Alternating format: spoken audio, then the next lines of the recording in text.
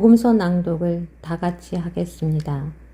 안식 후 첫날 새벽에 이 여자들이 그 준비한 향품을 가지고 무덤에 가서 돌이 무덤에서 굴려 옮겨진 것을 보고 들어가니 주 예수의 시체가 보이지 아니하더라. 이로 인하여 근심할 때에 문득 찬란한 옷을 입은 두 사람이 곁에 섰는지라. 여자들이 두려워 얼굴을 땅에 대니 두 사람이 이르되 어찌하여 살아있는 자를 죽은 자 가운데서 찾느냐. 여기 계시지 않고 살아나셨느니라. 갈릴리에 계실 때에 너희에게 어떻게 말씀하셨는지를 기억하라. 아멘.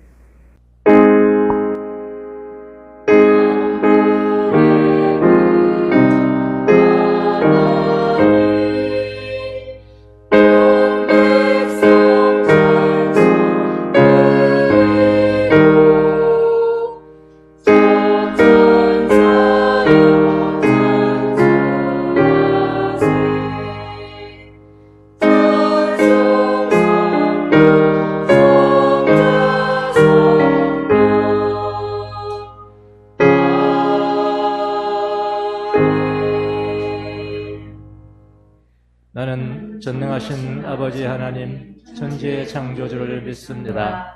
나는 그의 유일하신 아들 우리 주 예수 그리스도를 믿습니다. 그는 성령으로 잉태되어 동정녀 마리아에게서 나시고 본디오 빌라도에게 고난을 받아 십자가에 못 박혀 죽으시고 장사된 지 사흘 만에 죽은 자 가운데서 다시 살아나셨으며 하늘에 오르시어 전능하신 아버지 하나님 우편에 앉아 계시다가 거기로부터 살아있는 자와 죽은 자를 심판하러 오십니다. 나는 성령을 믿으며 거룩한 공교와 성도의 교제와 죄를 용서받는 것과 몸의 부활과 영생을 믿습니다. 아멘.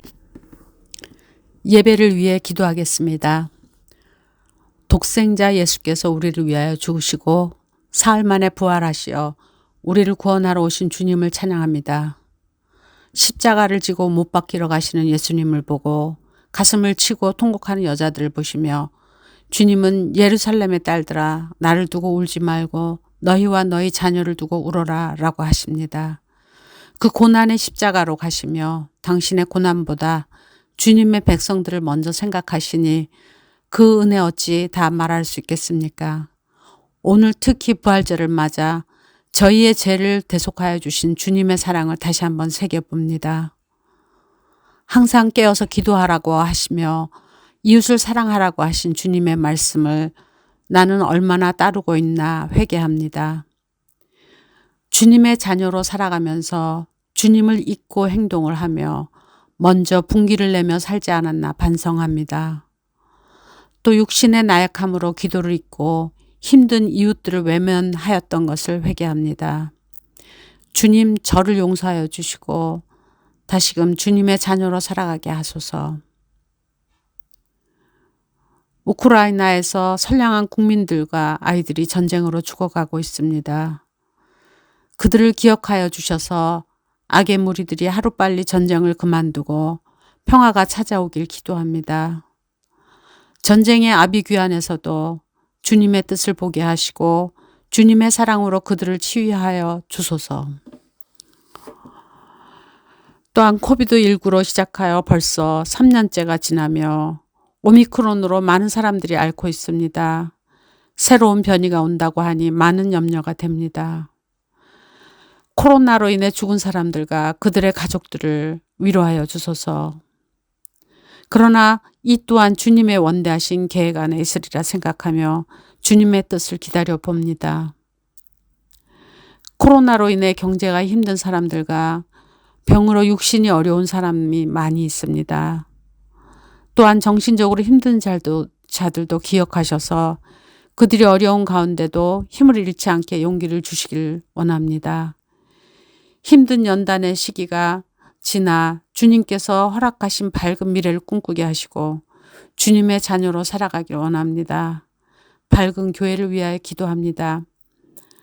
아직 온라인으로 예배를 드리고 있지만 저희를 기억하시어 교인들이 타성해졌지 않고 더욱 주님의 말씀에 집중하며 대면 예배를 기대하게 하소서.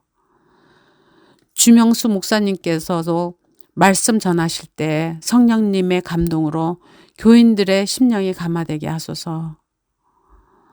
또한 영성훈련을 계속하고 있사오니 모든 교인들이 영성훈련에 참가하여 주님께서 나에게 주시는 말씀이 무엇인지 알게 하셔서 나의 생활 속에 적용하게 하소서. 주명수 목사님께서 신체적으로도 건강하셔서 밝은 교회를 이끌어 가실 때 무리가 되지 않게 도와주시고 목사님 가정에도 주님의 평화가 함께 하시길 기도합니다. 또 교회의 크고 작은 일들을 하시는 전도사님들, 주일학교를 위해 쓰시는 선생님들, 팀장님들, 교회를 위해 기도하시는 장로님과 권사님들, 밝은 교회 교인들 모두 위에 신실하신 주님의 손길이 닿길 기도합니다. 멀리 이역 땅에서 주님의 명령을 받아서 선교하고 있는 분들을 기억하여 주시어 경제적으로 영적으로 충만하게 하소서. 지금은 시작하는 시간이 오니 마치는 시간까지 예배를 주관하여 주시고 주님 홀로 영광 받으소서. 예수님의 이름으로 기도드립니다. 아멘.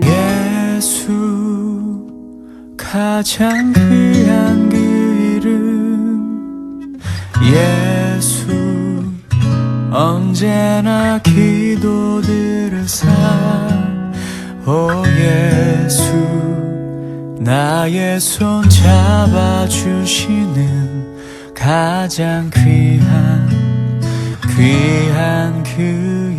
이름 예수 가장 귀한 그 이름 예수 언제나 기도들으사 오 예수 나의 손 잡아주시는 가장 귀한 그 이름. 성경 봉독하겠습니다. 형제자매 여러분, 우리는 여러분의 일로 언제나 하나님께 감사를 드릴 수밖에 없습니다. 그렇게 하는 것이 당연한 일이니 그것은 여러분의 믿음이 크게 자라고 여러분 모두가 저마다 서로에게 베푸는 사랑이 더욱 풍성해 가고 있기 때문입니다. 그러므로 우리는 여러분이 모든 박해와 환난 가운데서도 간직한 그 인내와 믿음 때문에 하나님의 여러 교회에서 여러분을 자랑하고 있습니다. 이것은 하나님의 의로운 심판의 표요, 하나님께서 여러분을 하나님 나라에 합당한 사람이 되게 하시려고 주신 것입니다. 여러분은 그 나라를 위하여 고난을 당하고 있습니다. 말씀하시는 분은 하나님이십니다. 아멘.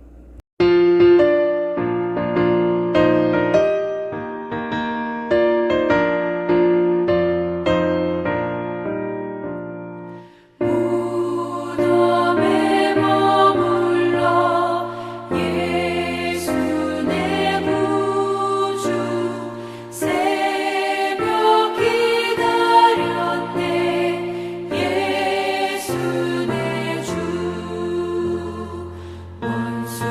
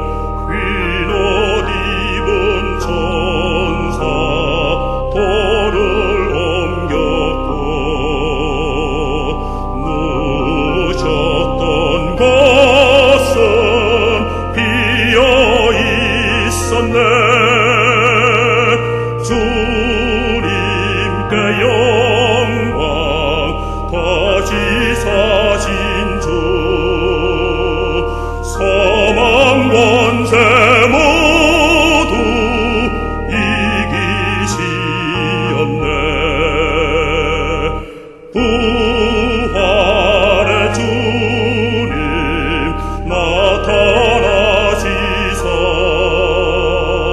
두려움과 의심 물리치셨네. 주의 교회 기뻐 찬송하여라. 다시 사신 주님 죽음 이겼네. 주님께 영광. 다시 사신 주 사망 권세 모두 이기시었네. 생명의 임금 영광의 주님 주님 없는 삶은 헛될 뿐이라. 주의 사랑으로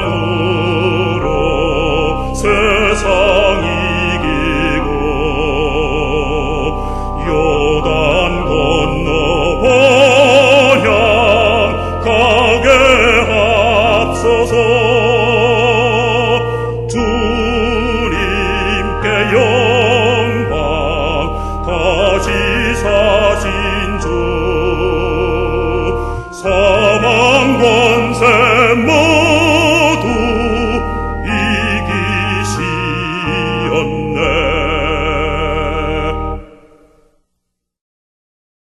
하나님의 현존은 여러분이 믿든 믿지 않든, 여러분이 느끼든 느끼지 못하든 항상 여러분과 함께 계십니다. 이 하나님의 현존을 기억하면서 잠시 묵상하겠습니다.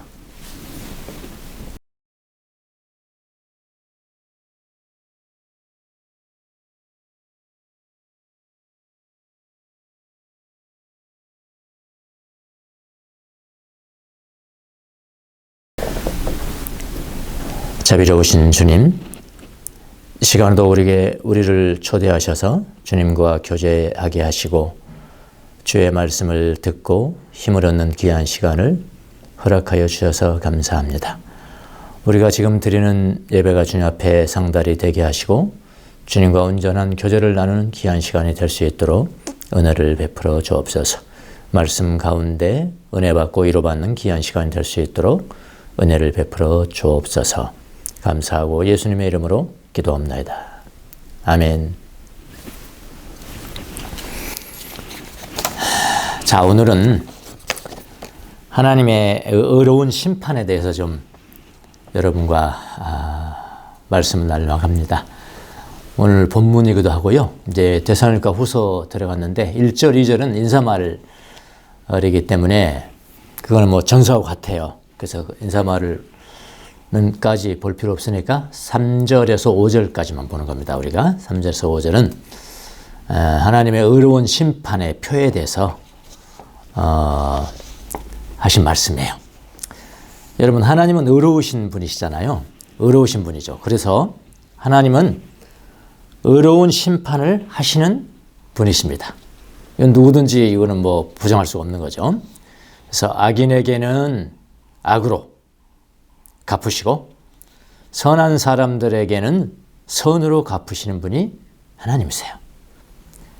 이것이 이제 로마서에도 기록이 되어 있는데요. 로마서 2장 5절에 보면은 그런 사람은 완고한 마음과 회개하지 않는 마음을 가지고 있으므로 하나님께서 진노를 터뜨려 의로운 심판도 나오죠. 의로운 심판을 하실 그날을 앞에 두고 자기가 받을 진노를 스스로 쌓아 올리고 있습니다. 6절, 하나님께서는 각 사람에게 그가 한 대로 갚아 주실 것입니다. 이렇게 됐잖아요. 그러니까 의로운 심판이라는 것은 악을 벌주고 선인에게는 복을 주는 거죠. 그러나 하나님의 의로운 심판이냐 아니냐, 그거에 대한 분명한 어떤 증거, 증거가 있냐 말이야.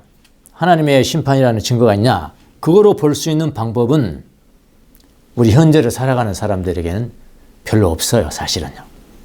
구약에서는 볼 수가 있습니다. 구약 성경을 보면은 창세기를 보면 여러분 악의 상징인 두 도시가 있었죠. 두 도시 어디입니까? 소돔과 고모라 성입니다.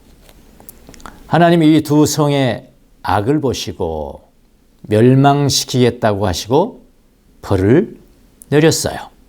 그 증거가 어디냐고? 성경이 증거죠. 성경이 분명히 그 이야기했잖아요. 예, 소돔과 고모라가 하나님의 심판을 받았다는 것은 의심할 여지가 없죠. 직접 성경에 말씀하고 있으니까요. 그리고 어떤 것이 또 있냐면은 주님이 재림하신 이후에, 현재가 아니죠. 미래에 주님이 재림하신 이후에 또 하나님의 의로운 심판의 표를 볼 수 있을 거예요. 이거는 사실 다음 주에 우리가 살펴봅니다. 다음 주에 살펴보는데요. 그러니까 데살로니가 후서 1장 6절에서 8절이 그거예요. 제가 한번 읽어보겠습니다. 6절, 여러분에게 환난을 끼치는 자에게는 환난으로 갚으시고, 7절, 환난을 받는 여러분에게는 우리와 함께 안식으로 갚아주시는 것이 하나님의 공의이시니. 여기도 의로운 심판이 나오죠. 이 일은 주 예수께서 자기의 능력의 천사들과 함께 하늘로부터 불꽃 가운데서 나타나셔서 하나님을 알지 못하는 자들과 우리 주 예수의 복음에 순종하지 않는 자들을 심판하실 때에 이루어질 것이다. 그건 나중의 문제죠. 나중의 문제입니다. 그날이 오면은, 우리 예수님 재림한 이후에 심판이 있을 날이 오면은 우리는 주님의 의로운 심판의 표를 볼 수가 있을 거예요. 이제 과거도 있었고 앞으로 미래도 있을 거예요. 그런데 우리가 이 땅에 살아가는 동안에도 주님의 의로운 심판의 표를 볼 수가 있는 것인가? 그게 오늘 본문의 말씀이거든요. 볼 수가 있다는 겁니다. 오늘 본문이 바로 이 땅에서 우리가 볼 수 있는 하나님의 의로운 심판의 표에 대한 말씀이에요. 여러분 처음 들어보셨죠? 하나님의 의로운 심판. 지금 이루어지는 하나님의 의로운 심판에 대한 표. 여러분 처음 들어보셨을 겁니다. 저도 처음 읽기야 많이 읽었겠죠. 근데 제 정신세계에 뚜렷하게 들어올 때는 이번이 처음이었어요. 예. 저도 이번 성경을 연구하면서 처음 알게 됐습니다. 하나님의 의로운 심판. 언제 이루어지는? 지금 이루어지는. 그래서 오늘 본문을 통해서 여러분은 주님의 의로운 심판의 표구나. 표라는 것은 증거라는 거거든요. 토큰이니까. 여러분 토큰 아시죠? 토큰. 아주 명백한 토큰이. 그게 증거죠. 증거. 심판의 증거구나.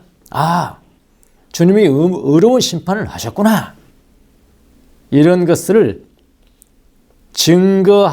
다른 사람한테 말할 수 있고 증거할 수가 있을 거예요. 언제요? 우리가 지금 살아가는데. 언젠가 여러분도 기억하실 겁니다만은 세월호 사건이 터졌잖아요. 안타까운 사건이죠. 아주 큰 교회 목사님이 세월호 사건을 말하면서 하나님의 심판이라 이렇게 말했다가 욕을 바가지로 얻어먹은 거예요. 아시죠? 바가지로 얻어먹었습니다. 그가 왜 욕을 먹었을까요? 그 사건이 하나님의 의로운 심판이라고 주님이 말씀하셨다는 증거도 없이 자기 자의적인 생각대로 그런 말을 했기 때문입니다. 만약 하나님이 이렇게 말씀하셨다, 그거 가짜죠. 하나님 말씀 안 하셨는데 자기 생각이 그렇게 했다는 거죠. 여러분 이 땅에서 발생하는 사건, 사고의 불행을 보고 하나님의 진노라고 함부로 말했다가는 여러분 큰일 납니다. 왜 큰일 난지 아십니까? 증거 없이 말했기 때문인 거예요. 증거 없이. 그러나 오늘 본문이 말하는 하나님의 의로운 심판의 표, 이것이 무엇인가를 잘 알고 있으면 이것은 하나님의 의로운 심판이야 라고 말해도 됩니다. 자, 우선 오늘 본문을 살펴보기 전에 데살로니가 후서 처음 시간이니까 데살로니가 후서를 쓰게 된 거에 대해서 잠깐 살펴보도록 하겠습니다. 우리가 지난 시간에 마쳤던 그 데살로니가 전서는 이 후서를 쓰기 한 5개월 전에 써진 거죠. 그러니까 5개월 이후에 전서를 쓴 한 5개월 정도 이후에 후서를 다시 쓴 거예요. 바울서 이유가 있겠죠? 이유가 있습니다. 자, 전서에는 바울의 따뜻한 마음을 보냈어요. 물론 나중에 이제 지적하기도 하고 교정도 하고 그랬지만은 성경 전체는 좀 따뜻해요. 따뜻한 마음으로서 보냈습니다. 특히 주님의 재림에 대한 잘못된 해석에 대해서 썼잖아요. 많은 걸 썼잖아요. 전서에서요. 그런데 주님의 재림에 대한 그 편지를 받아들고 주님의 재림에 대한 오해가 풀리기는커녕 더욱 악화가 된 겁니다. 어디에? 데살로니가 교회에. 데살로니가 전서에서 바울이 뭐라고 그러냐면 기억하실 겁니다. 주님이 밤에 도적같이 온다고. 기억나시죠? 밤에 도적같이 온다고 그렇게 하거든요. 근데 이것을 문자 그대로 또 믿어버린 거예요. 문자 그대로. 그러니까 정말이야. 정말 도적같이 오는 거야. 몰래 와버리는 거야. 이렇게. 아니 주님 오실 때 그러면 몰래 오시지. 그러면 알게 오십니까 여러분? 예? 그러니까 재림 문제가 해결되기는 커녕 주님이 곧 오신다고 하면서 뭐라고 그러냐면 일도 안 하고 계속해서 일도 안 하고 게으르고 일만 만들고 하는 일이 계속 벌어졌다 이 말입니다. 성경을 받아들고도. 이에 대해서 바울은 5개월 정도가 지난 후에 더욱 단호하게 주님의 재림에 대해서 다시 강조해서 보낸 편지가 바로 데살로니가 후서입니다. 아시겠죠? 그래서 이 후서는요, 전서와는 그 톤이 조금 달리 이렇게 단호합니다. 좀 단호한 게 있어요.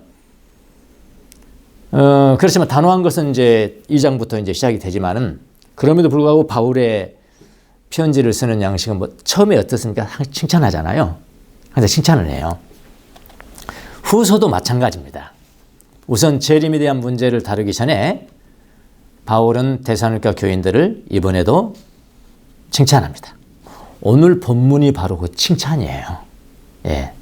3절, 4절, 5절이 칭찬입니다. 칭찬. 자, 바울이 데살로니가 교인들을 칭찬하는 내용이 무엇입니까? 3절, 4절을 보면은 형제 자매 여러분, 우리는 여러분의 일로 언제나 하나님께 감사를 드릴 수밖에 없습니다. 칭찬이죠. 그렇게 하는 것이 당연한 일이니 그 이유는, 칭찬을 하는 이유는 여러분의 믿음이 크게 자라고, 우선 뭐가 자랐다고요? 믿음이 자랐다는 거예요.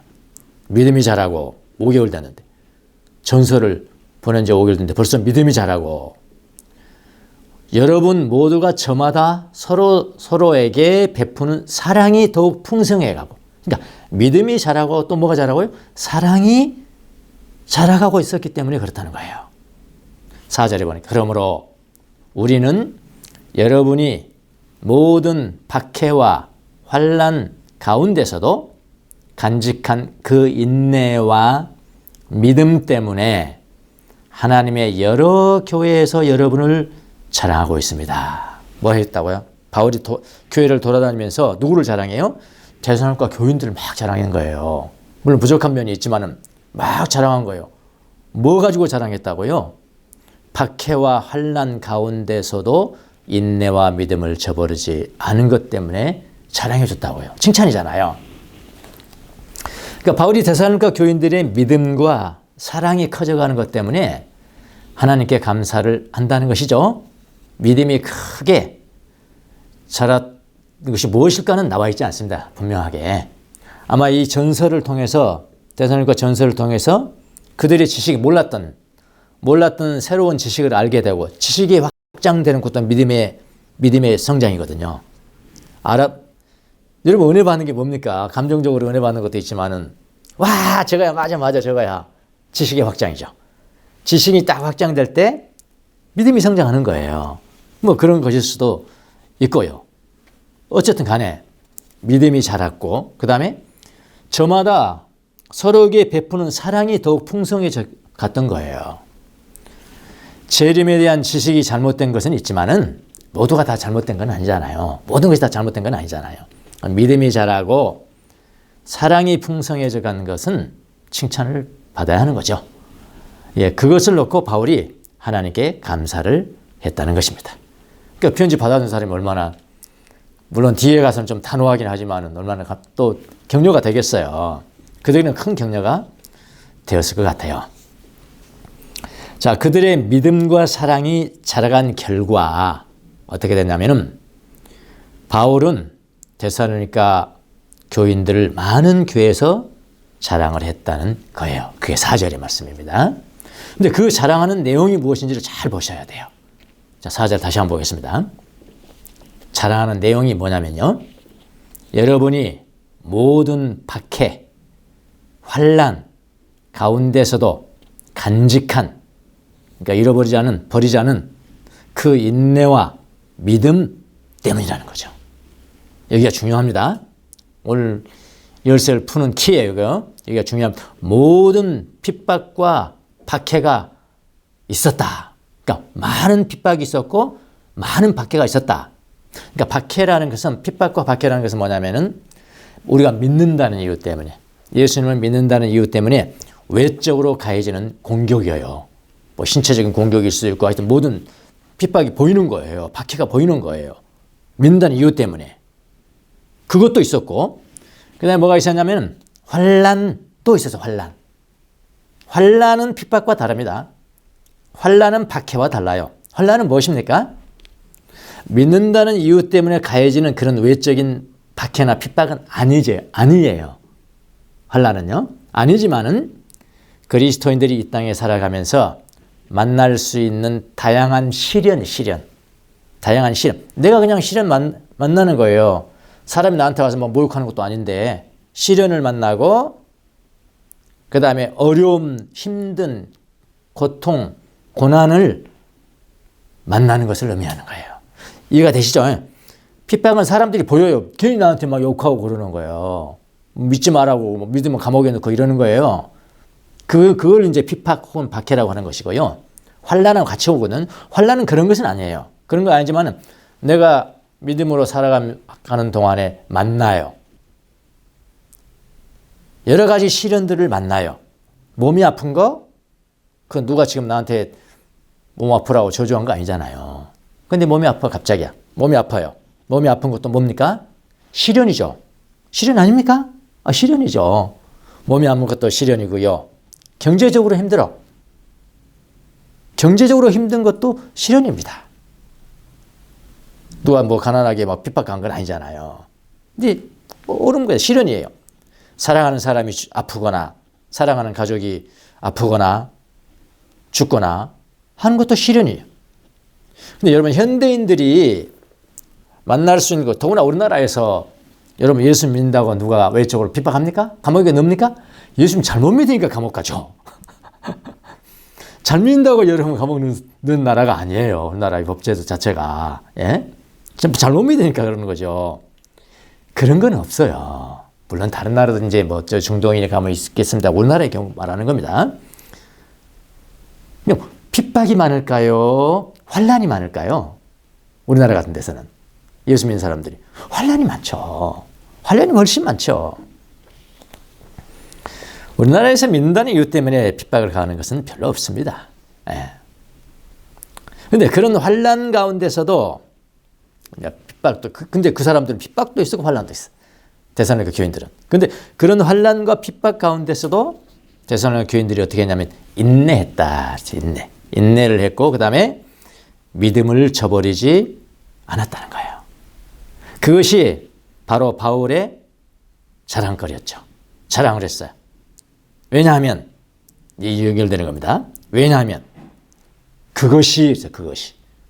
그것은 앞에 절을 전체를 말하는 겁니다. 4절을 다 말하는 겁니다. 그것이 바로 하나님의 의로운 심판의 표이기 때문이다.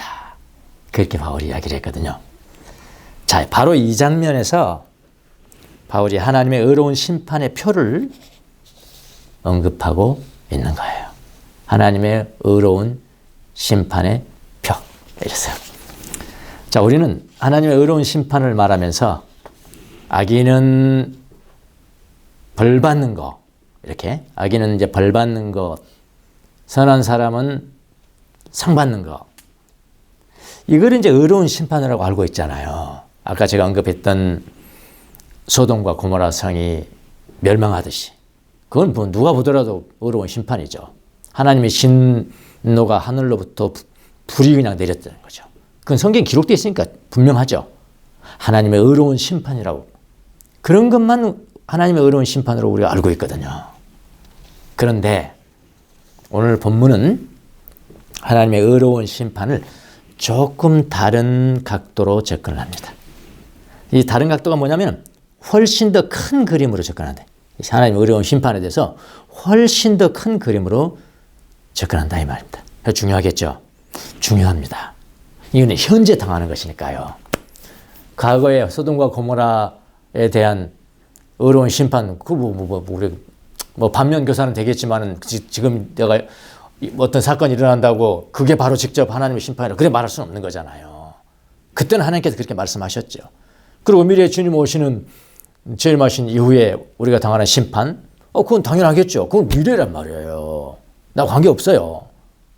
그런데 오늘 본문에 언급되어 있는 하나님의 의로운 심판은 어디와 관계되어 있다고요? 지금이에요, 지금. 네. 지금 이 하나님의 심판이 이루어지고 있다는 겁니다. 자, 그 하나님의 심판이 뭐냐면요. 첫 번째 포인트는 뭐냐면은 바로 나왔어요. 환난, 핍박과 환난 가운데서도 인내와 믿음을 간직한 것. 이거래요. 자, 5장 앞에 부분을 보겠습니다. 5절 앞에 부분. 5절. 이것은 하나님의 의로운 심판의 표다. 그랬죠? 자, 4절과 5절은 연결되어 있는 겁니다. 그러니까 5절에 이것은 뭐냐면은 4절 전체를 의미하는 거예요. 여러분, 핍박과 환난을 의미하는 건 아니지 않습니까? 지금 핍박과 환난을 받는데 누가 받아요? 믿는 사람들이 지금 핍박과 환난을 받는데 그건 하나님의 의로운 심판의 표야. 이러면 반대되는 거잖아요. 그래요, 안 그래요? 그러니까 환난과 핍박을 의미하는 것이 아니라 환난과 핍박을 믿는 자들이 받았는데 그것이 의로운 심판이란 말은 말이 안 되지 않습니까? 악인이 받아야 되는 거죠, 원래는요. 근데 환난과 핍박과 환난을 당하는 것 자체가 의로운 심판이 아니고요. 환난과 핍박을 받을 때 믿는 자들이 어떤 태도를 취했는가 이 말이죠. 믿는 자들의 태도, 그 태도를 하는 거예요. 태도가 의로운 심판의 증거다라는 거예요. 하나님의 의로운 심판의 표라는 거예요. 자, 그 태도가 뭐냐고요? 그 태도가 뭡니까? 핍박을 당하고 환난을 당했는데도 인내가 있어, 인내. 인내로 흔들림이 없이 굳게 서 있고, 그 다음에 믿음이 있어, 믿음. 주님을 향한 믿음을 저버리지 않는 태도. 그것이 바로 의로운 심판의 표라는 것입니다, 여러분. 놀라지 않으시는 모양인데 저는 이거 연구하면서 너무 감사했어요. 와, 바로 이거였구나. 여러분, 성경의 연구가 이런 기쁨이 있는 겁니다, 여러분. 네. 우리의 삶을 그냥 송두리째, 내가 잘못 생각했던 거 송두리째 바꿔버리는 능력이 있는 거예요. 트랜스포메이션 할 수 있는 능력이 있는 거라니까요. 하나님의 말씀은 능력 아닙니까? 자, 여기 인내는 헬라어로 뭐냐? 휘포메노예요. 휘포메노. 휘포는 뭐죠? under. 뭐뭐 밑에. 매너는 거하다. 그랬거든요. 뭐뭐 밑에 거하는 겁니까? 주님 밑에 거하는 거예요. 네. 주님의 날개 밑에 거하는 것이라고요. 주님 밑에 거해 있는데 내가 많이 움직이지 않아요. 그게 인내인 거야, 인내. 그러니까 인내는 믿음과 관계되는 겁니다, 여러분. 인내와 믿음이 동시에 같이 나오잖아요. 인내는 뭐라고요? 주님 밑에 머물러 있어요. 주님 밑에 머물러 있지 않으면 환난과 핍박 때문에 날아가 버려. 내가 날아가 버려. 날아가 볼 건데 주님 밑에 다 머물러 있는 게 그게 인내고요. 믿음도 같은 거예요. 믿음이 뭡니까? 나를 던지는 거잖아요. 예수님 앞에 던져버리는 게 믿음이잖아요.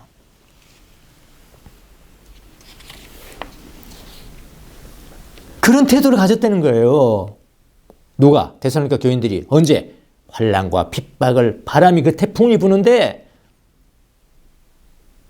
날아가 버리지 않고 주님 밑에 있었고, 인내, 주님에게 자기 자신을 던져버렸고, 믿음, 그 태도, 그것이 바로 하나님의 의로운 심판의 표다 그랬단 말이에요. 표는 엔데이그마, 분명한 표시. 그러니까 또 다른 말로는 증거라네. 에비던스. 증거. 빼박이에요, 빼박. 에비던스 증거라고 그러잖아요. 이거 빼박이네. 이거 증거 있으면. 그런 이야기잖아요. 토큰이에요, 토큰. 토큰인데도 아주 분명한 토큰입니다. 그러니까 증거죠, 증거. 하나님의 심판의 증거다. 좀 더 가볼게요. 외적인 핍박과 내면의 환난이 다가왔어. 내게 큰 여러분 이거 힘들잖아요. 이건 어떤 강력한 힘이잖아요. 핍박도 강력한 힘이고, 내가 질병에 걸린 것도 강력한 힘이라고, 나를 쓰러뜨릴 수 있는 강력한 힘이라고요. 한번 아파봐요, 여러분. 그런 것이 다가왔는데 내 내면에는 또 다시 다른 힘이 또 오는 거야. 올라오는 거여서 카운터 펀치를 치는 거야. 저기서 펀치가 날라왔어. 이게 환난과 핍박은 펀치야, 펀치. 펀치가 날라왔는데 나의 태도는, 믿는 사람의 태도는 내가 카운터 펀치를 이 태도가 의로운 심판이라는 거예요. 하나님 하신 거니까요. 카운터 펀치는요. 자, 카운터 펀치로 인내가 발동되고 나는 그냥 주님 앞에 탁 가버리는 거야. 그래서 여러분 많이 움직이는 게, 저는 요즘 참 깨달은 게 많이 있어요. 진짜 능력 있는 사역은 뭐냐? 눈코 뜰 수 없이 돌아다니는 것이 아니고요, 주님의 날개 밑에서 깊이 주님을 만나는 거예요. 그게 최고의 사역입니다. 그거 없이 아무리 내가 돌아다니고 코피 터지게 돌아다닌다고 사람 하나 변화시킬 수 있습니까, 여러분? 안 되는 거예요. 내가 주님 교제한 빛이 없으면 어떻게 사람 변화시킬 수 있습니까? 그러니까 가장 중요한 사역은 인내예요, 인내. 주님의 밑에 머물러 있고 그분과 교제한 거라고요. 이렇게 했다니까, 이 사람들이. 예. 자, 근데 여기 보세요. 그러니까 환난과 핍박과 환난이 다가왔는데 이제 카운터 펀치가 있답니다. 믿는 사람에게는 카운터 펀치로 인내, 주님 아래 있고 더욱 주님 아래 견고하게 거하고, 이게 펀치가 왔는데 주님을 신뢰하는 믿음이 더 발동됐단 말이에요. 카운터 펀치로. 주님이 이 땅에서 믿는 자들의 온전케 됨을 위해서 핍박과 환난을 사용한다. 그런 이야기예요. 그게 의로운 심판의 표입니다.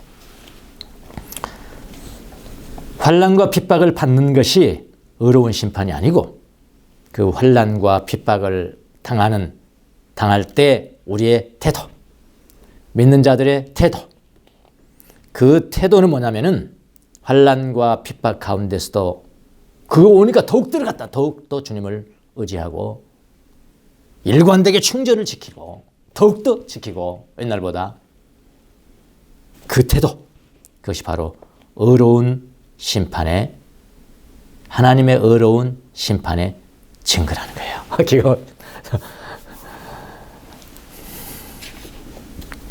근데 그 이제 인내와 믿음이라는 게 태도인데, 그거는 내 내면에 있는 거잖아요. 그 하나님께서 하시는 거예요, 하나님이. 예. 이 믿음과 충전이라는 건 움직이지 않는 거거든요. 인내라는 게 움직이지 않는 것이거든요. 그건 나의 것이 아니라고요. 내 안에 계신 하나님의 역사로부터 오는 거예요. 그래서 이 땅에서 하나님의 자녀들을 완전함에 이르게 하기 위해서 하나님은 어떻게 해요? 기왕에 우리에게 하나님이 직접 핍박한다는 거 아니죠. 오게 돼 있어요. 그런 것들은 하나님 안 하셔도. 핍박이 오고 환난이 왔는데 하나님은 그걸 이용해버려요. 역이용한다. 역이용. 그걸 올 때 여기용해서 내 내면에서 역사하셔서 그보다 더 큰 카운터 펀치를 날리는 거. 더 견고해지고 충절을 지키고 믿음에 떠나지 않고 그렇게 됐다 이 말이 뭐 때문에? 그 핍박과 환난 때문에 그렇게 됐다 이 말이에요. 하나님이 그렇게 하신 거란 말이에요. 그게 바로 하나님의 의로운 심판의 증거다. 언제 볼 수 있는? 지금 볼 수 있는. 이렇게 딱 떨어지는 게 어디 있어 이거?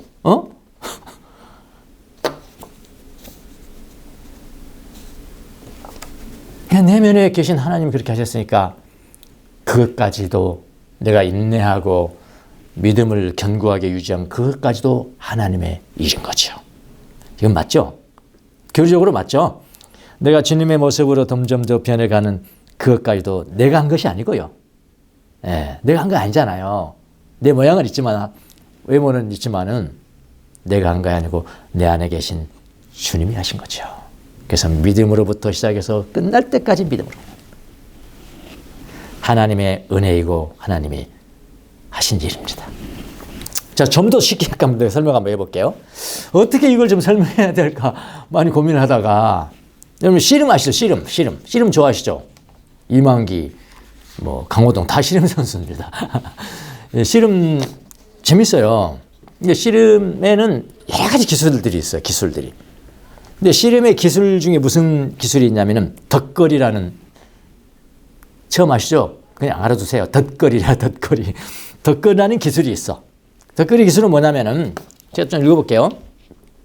상대방이 나를 이렇게 확 들려고 하는 허리삿바와 다리삿바를 앞으로 딱 당기면서 일어서는 순간 난 꽉 잡혀버린 거 아닙니까? 상대방이 그렇게 해버리면. 그렇죠? 그 순간에 오히려 내가 상대방의 다리삿바와 허리삿바를 당기면서 상대방의 상처를 뒤로 젖혀 넘어뜨리는 기술. 잘 모르시겠습니까? 이런 거예요. 자, 내 상대방의 내 상대방은 뭐예요? 핍박과 환난이야. 내가 병든 것도 나의 상대방이고요. 응? 내가 가난하게 된 것도 나의 상대방이고, 내가 두려워하는 것도 나의 상대방이나. 딱 왔어요. 와가지고 내 다리삿바, 허리삿바 나를 들고 그냥 내 핑계치러 가는데, 내가 바로 그 순간에 허리삿바 이렇게 앞으로 팍 밀어버리는 거예요. 이거 아시면 돼. 딱 같이 일어서면서 내가 이렇게 밀어버리면 지힘의 지가 딱 넘어진다고요. 이게 무슨 기술이요? 덧거리 기술이에요. 덧거리 기술 여러분. 예. 기가 막힌 기술입니다. 이거. 상대 그걸 이용해서 그냥 팍 넘어뜨려 버리는 거. 덧거리 기술. 이거 성경에 나와 있더라고요. 이게 성경에 나와 있어요. 빌립보서 1장 28절의 말씀. 이렇게 묘사하고 있습니다. 1장 28절. 또한 어떤 일이라도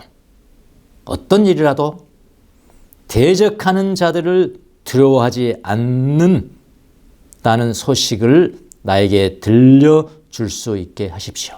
대적하는 자는 상대방이에요. 상대방인데 이 상대방에 나는 뭐예요? 두려워하지 않는 마음이 딱 있는 거예요. 또 둘이 씨름하는 거예요. 두려워하지 않는 마음을 씨름해가지고 아까 덧거리 기술을 딱 카운터 펀치를 쳤거든요. 그러게 뭐라고 하냐 성경은. 이것이 뭐냐면은 두려움하지 않는 그런 마음. 후자가. 이것이 적들에게, 상대방에게는 멸망의 징조요. 맞죠? 여러분에게는 구원의 징조입니다. 그러니까 핍박과 환란이 왔어 지금. 내 상대방이야. 내 안에는 믿음과 인내가 있어. 인내가 있어가지고 팍 넘어뜨렸어요. 그러면 내 안에 믿음과 인내는 그들에게는 뭐예요? 멸망의 징조요. 나에게는 뭐예요? 구원의 징조. 이게 토큰이거든요. 표예요. 구원의 표예요. 무슨 말인지 아시겠죠? 이것은 뭐라고 그러냐면 하나님께로부터 오는 것입니다. 그렇게 하겠다. 대적과 두려워하지 않는 것이 싸우는 거예요. 이거 팍 넘어뜨렸어요. 대적에게는 멸망의 표요. 우리에게는 구원의 표입니다. 구원의 징조라는 표현을 쓰는데 표예요. 토큰이에요. 토큰. 엔데이그마. 예. 여러분과 저의 심령에는 하나님이 계십니다. 하나님이 계세요. 그 하나님은 어떤 대적보다도 강하십니다. 어떤 질병보다도 강합니다. 어떤 경제적인 어려움보다도 강하고요. 어떤 시련보다도 강하고 어떤 핍박보다도 강하고요. 그래서 어떤 핍박이나 어떤 시련이 온다 할지라도 그분의 힘으로 인내하십시오. 인내는 뭐라고요? 그분 밑에 머물러 있는 거예요. 예수님 밑에 머물러 있는 것입니다. 그분의 믿음으로 견뎌내세요. 믿음은 뭐라고요? 그분 앞에 더 던져버리는 거예요. 맡겨버리는 거예요. 하나님의 의로운 심판의 표. 처음 하셨죠? 네, 처음 하셨을까요? 저도 처음이니까요. 저도 처음이니까요. 네. 이제 때가 된 겁니다. 때가 돼서 우리에게 가르쳐 주시는 거예요. 자, 그러면 두 번째, 투 포인트만 하겠습니다. 오늘은. 왜 그것이 의로운 심판일까? 왜 그것이 의로운 심판인가? 의로운 심판이 될 수밖에 없는 것이요. 우리가 성장하는 겁니다. 상대방이 이기면 우리가 성장하는 거예요. 승리, 위너 아니에요, 위너. 예? 8등 안에 들고, 4등 안에 들고, 2등 안에 들고, 1등 이렇게 올라가는 거잖아요. 이기면은. 5절의 후반절을 보십시오. 후반절. 아까 전반절 이것은 하나님의 의로운 표육의 전반이고요. 하나님께서 여러분을 하나님 나라에 합당한 사람이 되게 하시려고 주신 것입니다. 여러분은 그 나라를 위하여 고난을 당하고 있습니다. 그랬거든요. 그러니까 이것은 하나님의 심판의 표입니다 하고요. 그 결과 이렇게 나가요. So that. 그 결과. 하나님께서 여러분을 하나님 나라에 합당한 사람이 되게 하시려고 주신 것입니다. 뭐가 그 심판의 표가 그렇다 이 말이에요. 즉 여러분은 하나님의 나라를 위해서 고난을 당하고 있는 것입니다. 그러니까 하나님의 의로운 심판이란 하나님 나라에 합당한 자로 선포되는 것과 관련이 있어요. 그냥 하나님 일방적으로 선포하는 겁니다. 카탁시오. 합당한 자로 여겨지다. 합당하다고 선포하다. 그런 의미입니다. 합당하게 된다. 그러냐. 우리가 완전 의인 된다. 그게 아니에요. 의인 된다고 선포해지는 거예요. 그게 의인화잖아요. 여기도 마찬가지예요. 재판장이 일방적으로 선포하는 것입니다. 의롭게 된다는 것도 마찬가지고요. 재판장이 선포하는 것이니까 인간의 노력으로 되는 것이 아니란 말입니다. 예. 우리를 보고 얘는 하나님 나라에 합당한 자요. 딱 그렇게 해본단 말. 선포해버린단 말.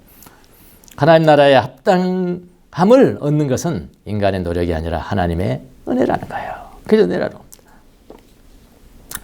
우리의 인내와 믿음은 바로 우리에게서 오는 것이 아니고요. 주님으로부터 오는 거예요. 뭐냐면 인내 자체가 주님 안에 머물러 있는 것이고 믿음 자체가 주님 앞에 들어가 버리는 것이니까요. 그 결과 우리는 하나님 나라에 합당한 자로 선포되어지는 것입니다. 하나님이 우리가 당하는 환난을 사용하셔서 내 질병을 사용하셔서 내 망하게 된 것을 사용하셔서 여러분 우리를 하나님 나라에 합당한 자로 선포하신다는 거예요. 내 실패를 사용하셔서 그렇게 선포하신다는 거예요. 이 땅에서 그렇게 하시는 겁니다, 여러분. 다가올 때가 아니고.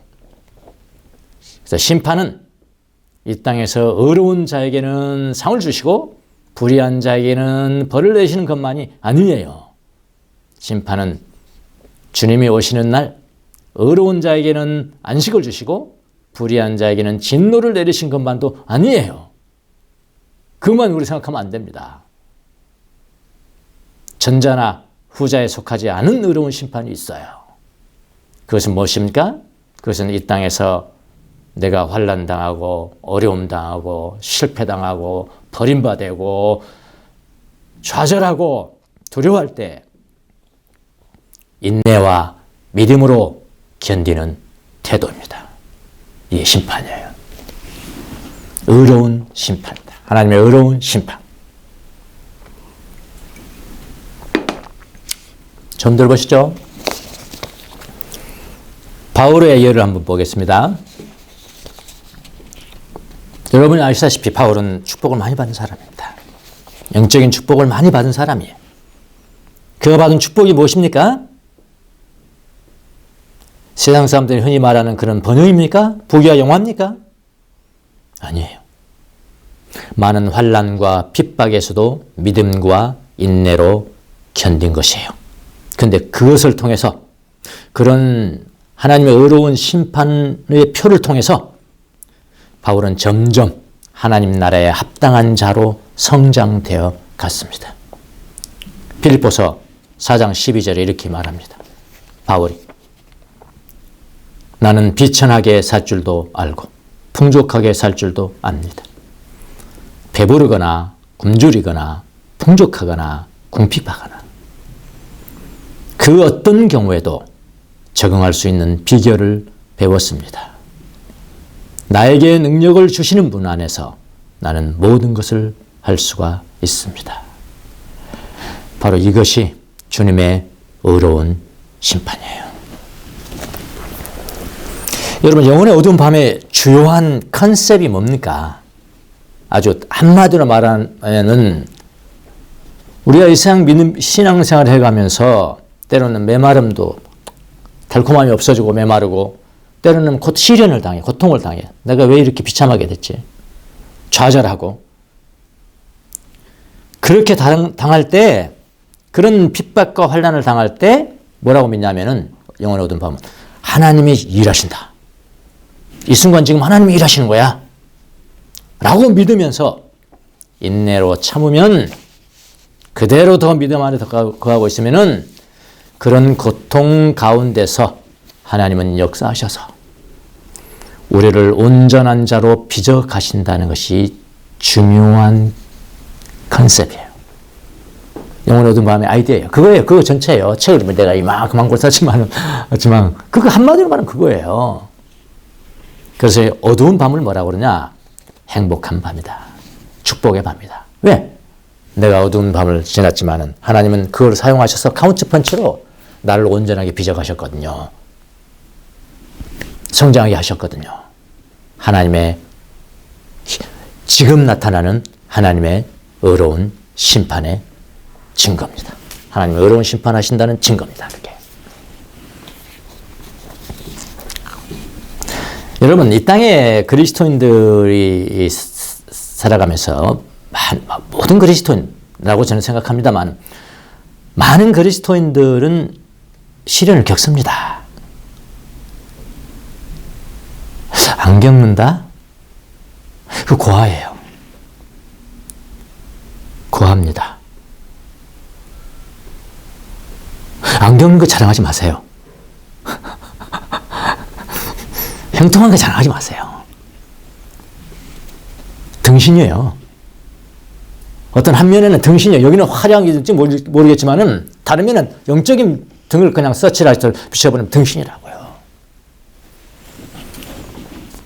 많은 그리스도인이 살아가면서 많은 시련을 겪습니다. 다 이유가 있는 거예요. 이 시련 겪는. 저도 예외는 아닙니다. 여러분이 보시기에 뭐 두 가지 일하니까 형통한 삶을 걸어가는 또 그런 사람께 잘못 오해하는 사람도 있더라고요. 여러분이 저를 어떻게 하세요? 여러분이 저를 어떻게 하시냐고. 아브라함의 말처럼 험악한 세월을 보내왔습니다. 전 지금까지. 험악한 세월. 질병도 겪고요. 죽을 고비도 넘겼고 영적이고 심리적이고 경제적인 어려움도 겪고요. 정신의 어두운 밤도 겪고 많은 시련을 겪었습니다. 험악한 세월을 보냈습니다. 쉽진 않잖아요. 두 가지 한다는 게. 하여튼 제 삶을 돌이켜봤습니다. 오늘 하나님의 의로운 심판에 대해서 연구를 하면서 제 삶을 돌이켜봤어요. 이제 돌이켜볼 나이도 됐죠.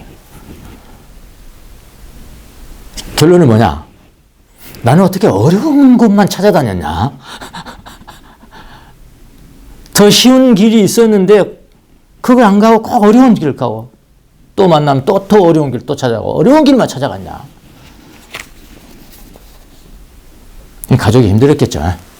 나는 좋다고 그렇게 했는데 가족이 힘들었을 것 같아요. 제 아내가 힘들었을 것 같습니다. 그래 왔더라고요. 그러니까 험악한 세상 보낸 거죠. 그때마다 많은 고민을 했어요. 네. 어려울 때는 그냥 사역을 접을까? 그만할까? 목사 반납할까? 접을까? 목사 반납은 제도가 있는지 모르겠지만 반납할까? 내가 너무 잘못 들어왔나? 이 길을 잘못 들어왔나? 처음부터 다시 시작할까? 교회도 안 나가버릴까? 네.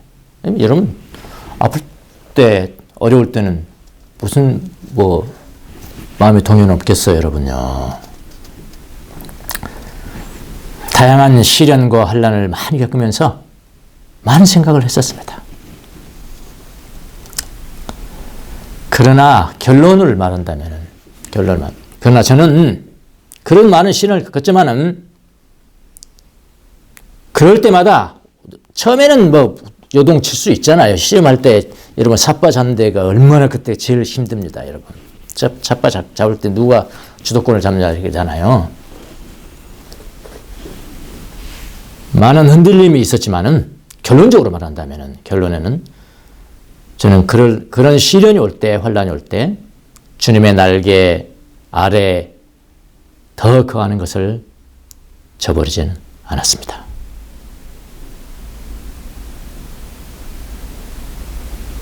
이것이 인내입니다. 인내. 주님의 날개니까 이것이 믿음이고요. 인내고 믿음이에요. 근데 보면 제가 잡은 것이 아니에요. 내가 잡은 것이 아니라 주님이 저를 잡아주셨습니다. 자, 그런 시련을 통과하면서, 많은 시련이라고 했습니다. 그런 시련을 이때도 통과하고, 이때도 통과하고, 이때도 통과하면, 지금 저를 돌이켜보건대, 저는 그런 시련을 통과할 때마다 조금씩, 이렇게, 조금씩, 하나님의 모양으로 빚어져 가고 있는 나의 모습을 발견했습니다. 지금 볼 때. 내가 아니라 내 안에 계신 주님이 하신 거예요. 이번 설교를 준비하면서 다시 한번 저는 더욱 굳게 알게 되었습니다. 뭘 알게 됐냐? 나에게도 하나님이 의로운 심판을 많이 하셨구나. 주님이 저를 통해서 덧거리 아까 말했죠? 덧거리를 많이 하셨구나. 그런 생각을 하면서 저는 감사했습니다. 여러분과 저에게 환난과 시련과 핍박 이런 것들, 어려운 거, 힘든 거 이런 거 없으면요, 여러분 우리 버린 자식이라고요. 너무 형통한 거 부러워하지 마세요. 여러분이 지금 질병으로 고통당하십니까? 저주라고 생각하지 마십시오. 생각을 좀 바꾸세요. 오늘 이 생각으로 바꾸세요. 주님의 의로운 심판의 시간이라고 여기십시오. 주님의 의로운 심판을 위한 질병이라고 여기세요. 그 질병이 나에게 온 것도 환영하세요. 그것을 주님께 맡기십시오. 그리고 믿음으로 인내하십시오. 주님 안에서, 여러분 안에서 주님이 일하실 거예요. 주님이 여러분 안에서 역사하십니다. 주님이 그 질병을 역사용하세요. 역사용하셔서 덧거리 기술을 사용하셔서 여러분을 어떻게 한다고요? 성장시킨다. 하나님 더 닮게 만든다. 예수님 더 닮게 만든다. 그게 축복이에요.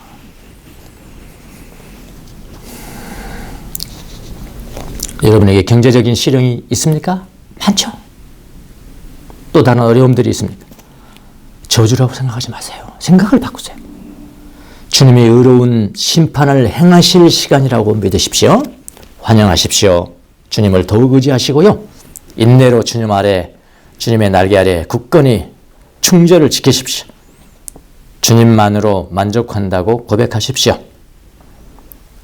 가난한 물질적으로 가난한 상황을 영적인 가난으로 승화시키세요. 심령이 가난한 자는 복이 있다. 이 말씀 굳게 새기십시오.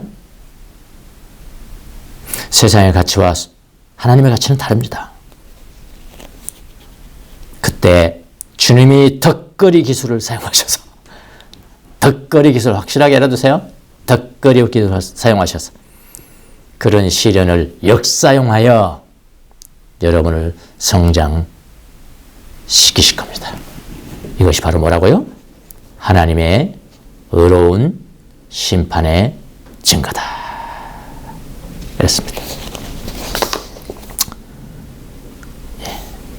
시 하나 제가 낭송하고 나가겠습니다. 시인 오준세라는 분이 쓴 시인데요. 저희가 은혜가 돼서 여기 한 은혜가 있습니다. 메마른 가지에서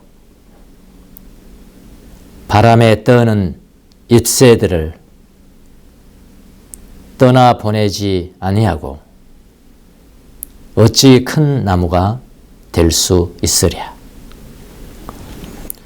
새끼 독수리가 절벽에 거친 비바람을 견뎌내지 아니하고 어찌 하늘 높이 날 수 있으랴. 한 삶의 일생을, 그런 이야기죠. 한 삶의 꽃길만을 걸어, 만상통해서 꽃길만을 걸어 입술에 스민 눈물을 맛보지 못한 인생이 어찌 바다처럼 깊을 수 있으랴.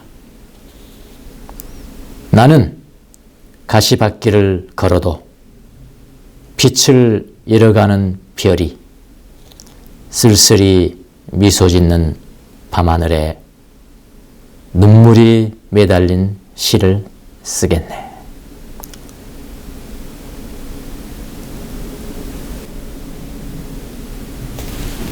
기도하겠습니다.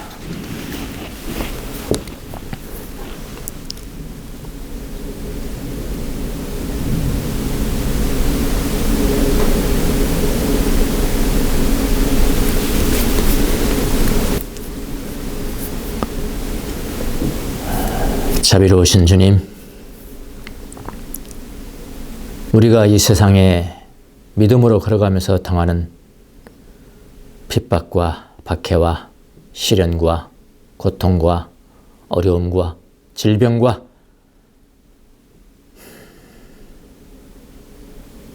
많은 힘든 가운데서도 인내와 믿음으로 걸어가기를 원합니다. 주님께서 환난과 시련들을 역사용하셔서 우리의 신앙이 자라고 사랑이 자라고 예수님을 더욱더 닮아가는 하나님 나라에 합당한 자로 선포해 주실 것을 믿습니다. 싸우는 것은 우리가 아니고 우리 안에 계신 예수님이 싸우시는 것을 믿습니다. 우리가 이 땅에 살아있는 동안 하나님의 어려우신 심판의 증거들을 많이 가질 수 있도록 은혜를 베풀어 주시옵소서. 예수님의 이름으로 기도합나이다. 아멘.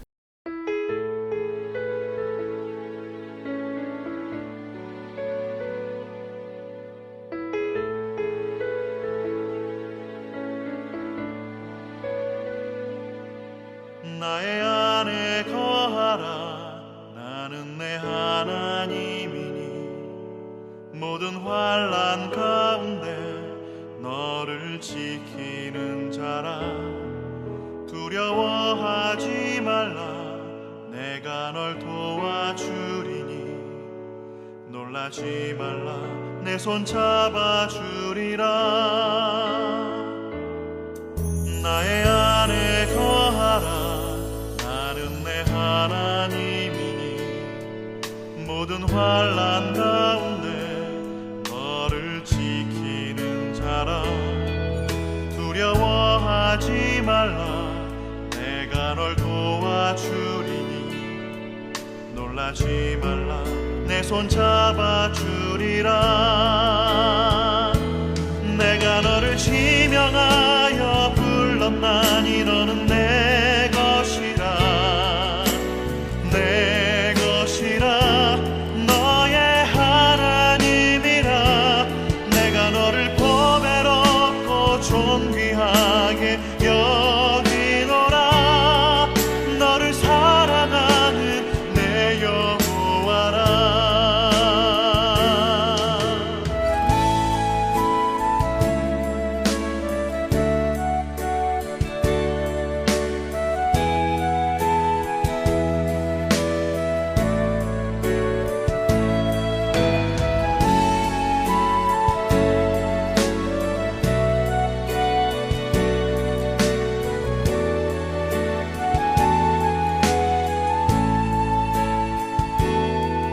나의 안에 거하라. 나는 내 하나님이니 모든 환난 가운데 너를 지키는 자라. 두려워하지 말라. 내가 널 도와주리니 놀라지 말라. 내 손 잡아주리라. 내가 너를 지명하여 불렀나니 너는 내 것이라. 내 것이라. 너의 하나님이라. 내가 너를 보배롭고 존귀하게 여기노라. 너를 사랑하는 내 여호와라. 내가 너를 지명하여 불렀나니 너는 내 것이라. 내 것이라. 너의 하나님이라. 내가 너를 보배롭고 존귀하게 여기노라. 너를 사랑하는 내 여호와라. 너를 사랑하는 내 여호와라. 너를 사랑하는 내 여호와라.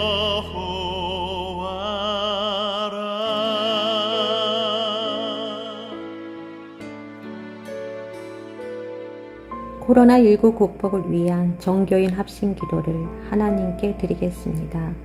자비로우신 하나님 아버지, 코로나19 확산으로 혼란과 불안 속에 있는 저희와 함께하여 주십시오. 어려움 속에서도 내면의 평화를 잃지 않고 기도하도록 지켜주시고 각자의 삶의 자리에서 최선을 다할 수 있도록 인도하여 주십시오. 코로나19 감염으로 고통받는 사람들에게 치유의 은혜를 내려주시고 이들을 헌신적으로 돌보고 있는 의료진들과 가족들을 축복하여 주십시오. 코로나19로 세상을 떠난 분들의 유족들의 슬픔을 이루하여 주십시오. 국가 지도자들에게 지혜와 용기를 내려주셔서 언제 어떻게 모든 방역 규제를 풀 것인지를 결단하게 하여 주소서. 코로나로 인하여 침체된 경제가 하루속히 정상화되도록 도와주십시오. 특별히 소상공인과 자영업자들을 기억하시고 그들이 좌절에 빠지지 아니하고 어려운 가운데서도 인내와 용기를 잃지 않도록 축복해 주옵소서.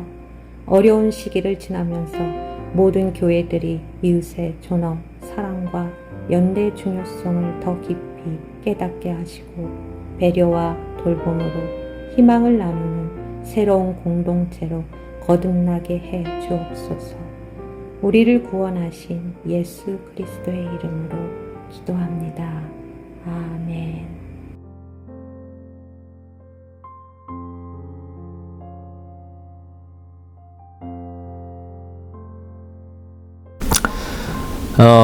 사월 마지막 주 대면 예배를 좀 드리고 싶습니다만은 상황이 어떻게 될지 모르겠습니다. 하여튼 조금만 더 느슨하게 풀리기만 한다면은 함께 한번 얼굴 보면서 대면 예배도 드리고 2년, 3년 동안 유아 세례도 못 줬는데 유아 세례 받을 사람들이 꽤 많아진 것 같습니다. 예, 건강하세요.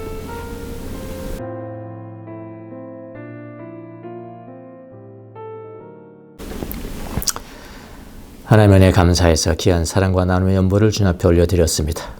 이 헌금이 사용되는 것에 주님의 영광이 드러나게 도와주옵시고 주의 나라가 확장되는 데 쓰임받을 수 있도록 축복하여 주옵소서.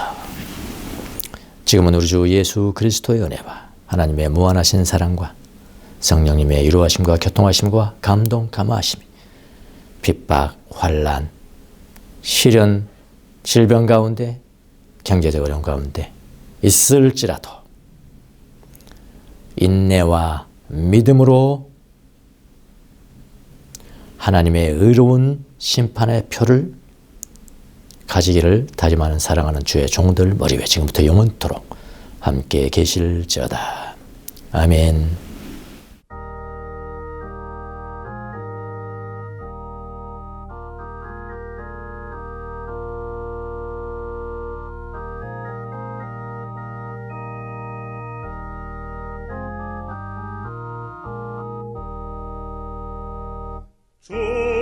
주님께 영광 다시 사신 주